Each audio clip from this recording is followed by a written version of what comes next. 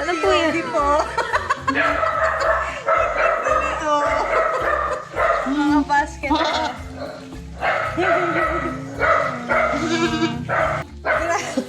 Grabe namang surprise yan. Hello! Ang laki na yata yung isa, kuya. Ang Opo, laki. ito po ma'am, lalaki po ma'am. Babae po yan. Hello! Ay, ang ganda naman nila. Ba't naka-basket sila, kuya? Nagdatnang ko lang po din ma'am, itong store. Nanganak siya sa pastulan. Ay, ang ganda naman ng katawan nila. First anak niya yun, no? Opo ma'am. So, ito ang ating mga goat kids ngayon. 3 days old pa lang sila. Hi! Hello! Ang laki naman nito, oh. Ang laki nito, oh. 3 days old sila. Itong malaki ay lalaki. Itong mas maliit, babae.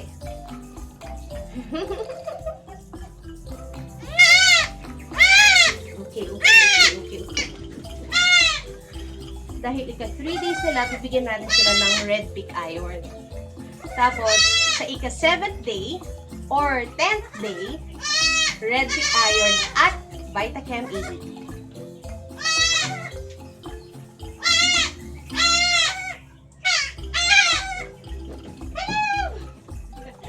Okay sila ng itsura.